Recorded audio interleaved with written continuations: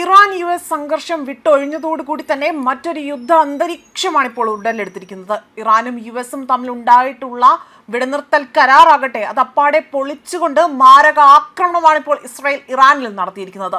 US ഭീഷണികൾക്ക് Iran വഴങ്ങില്ല എന്ന് കണ്ടതോടുകൂടി തന്നെയാണ് ഇപ്പോൾ ട്രംപ് ആകട്ടെ അദ്ദേഹത്തിന്റെ കുതന്ത്രത്തിൽ ഇസ്രായേലിനെ കൂട്ടുപിടിച്ചുകൊണ്ട് ഇറാനുമായി വലിയ രീതിയിൽ, അതായത് ഇറാനിലേക്ക് ആക്രമണം അഴിച്ചുവിട്ടിരിക്കുന്നത് എന്നതാണ് ഇവിടെ വ്യക്തമായിരിക്കുന്നത്. എന്നാൽ തിരിച്ചടി ഇതിലും മാരകമായിരിക്കുമെന്നാണ് ഇറാൻ അറിയിച്ചിരിക്കുന്നതും.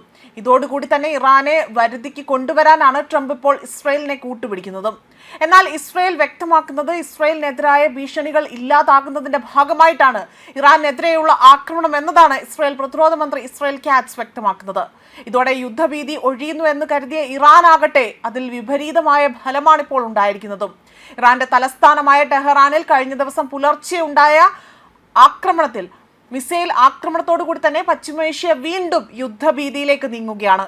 ഇസ്രായേലിനെതിരായ ഭീഷണികൾ ഇല്ലാതാകുന്നതിന്റെ ഭാഗമായിട്ടാണ് ഇറാനെതിരെയുള്ള ആക്രമണം എന്നതാണ് ഇസ്രായേൽ പ്രതിരോധ മന്ത്രി വ്യക്തമാക്കിയത്.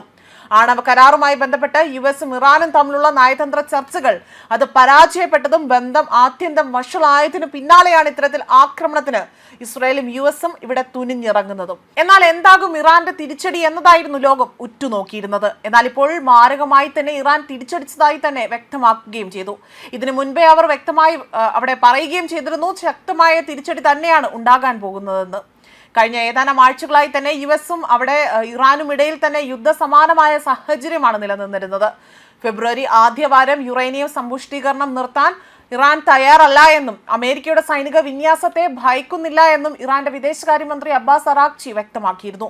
ഇതിനുശേഷമാണിപ്പോൾ അവിടെ ഒമാനിൽ വെച്ചുകൊണ്ട് ചർച്ചകൾ പുനരാരംഭിക്കാൻ ഇരുവിഭാഗവും തയ്യാറായത്. എന്നാൽ തങ്ങൾക്കുമേൽ US ഏർപ്പെടുത്തിയിട്ടുള്ള സാമ്പത്തിക ഉപരോധം പിൻവലിക്കണമെന്ന് കർശന അവിടെ നിലപാടുകൾ എടുത്തിരുന്നു.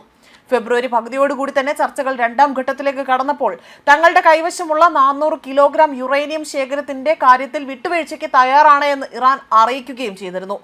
എങ്കിലും അവിടെ തങ്ങളുടെ ആവശ്യങ്ങൾക്കുള്ള യുറേനിയം സമ്പുഷ്ടീകരണം തുടരുമെന്നും മിസൈൽ പദ്ധതികൾ ചർച്ചാ വിഷയമാക്കില്ല എന്നും ഇറാൻ ആവർത്തിച്ചുറപ്പിച്ചു പറയുകയും ചെയ്തു. ഇസ്ഫഹാനിലെ ഭൂഗർഭ ആണവ കേന്ദ്രത്തിലെ 60% വരെ സമ്പുഷ്ടീകരിച്ച യുറേനിയം ശേഖരിച്ചിട്ടുണ്ട് എന്നതായിരുന്നു റിപ്പോർട്ടുകൾ പുറത്തു വന്നിരുന്നത്.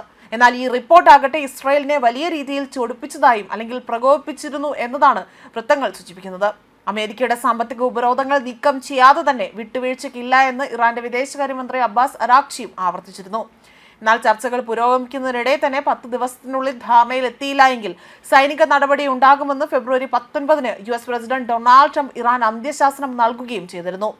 News desk Karma news.